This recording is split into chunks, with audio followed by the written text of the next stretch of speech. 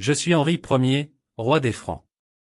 Mon père, Robert le Pieux, me laissa le trône en 1031, ouvrant ainsi le chapitre de mon règne qui durera près de 30 ans.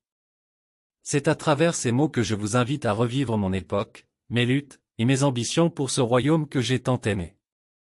Mon accession au pouvoir ne fut pas exempte de défis.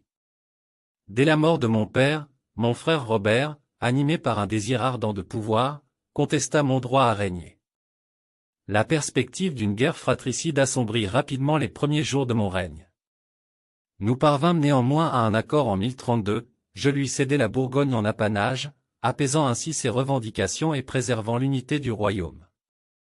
Tout au long de mon règne, j'ai été confronté à la difficile tâche de maintenir l'autorité royale face aux seigneurs féodaux, dont le pouvoir grandissait de manière inquiétante. Les barons, tels que Geoffroy Martel, comte d'Anjou, défiaient souvent mon autorité, me forçant à naviguer dans les eaux tumultueuses de la diplomatie et de la guerre. Mon mariage en 1051 avec Anne de Kiev fut une union stratégique, renforçant mes liens avec les puissances étrangères et apportant une nouvelle influence culturelle à la cour. Anne, issue de la noblesse russe et dotée d'une éducation byzantine, enrichit notre cour de son savoir et de ses coutumes, ce qui contribua à élever le prestige de notre monarchie. Durant mon règne, la menace extérieure des comtes et ducs ambitieux ne cessa de croître. La révolte de mon vassal II de Blois fut particulièrement éprouvante. Ces conflits armés, bien que souvent résolus par la force des armes, m'ont appris l'importance de la diplomatie et des alliances matrimoniales.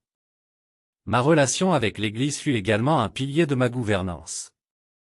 J'ai souvent pris des positions fortes, notamment dans l'installation de Bertrand de Chartres comme évêque.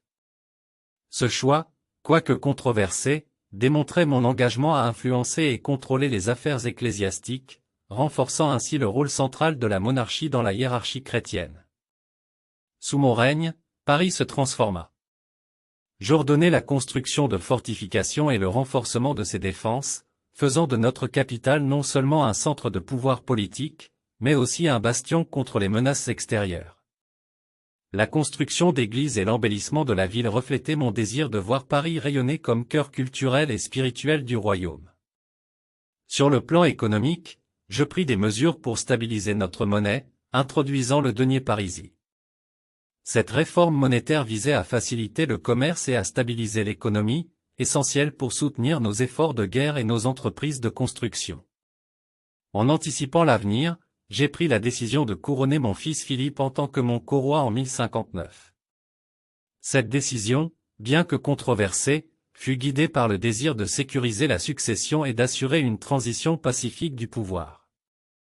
Mon espoir était de voir Philippe continuer les réformes et les projets que j'avais initiés, et de renforcer encore l'autorité de notre dynastie. Mon règne se termina en 1060, après presque 3 décennies de pouvoir. J'ai laissé derrière moi un royaume consolidé et prêt à faire face aux défis futurs.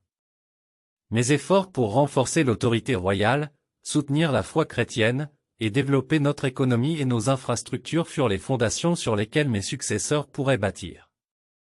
Ainsi, je vous ai conté mon histoire, celle d'un roi qui a cherché à naviguer à travers les tumultes d'une époque de changement, tout en préservant et en renforçant le tissu de notre cher royaume. Puissent ces mots vivre comme témoignage de mes efforts, de mes réussites, et parfois de mes échecs, mais toujours de mon amour indéfectible pour la terre des Francs.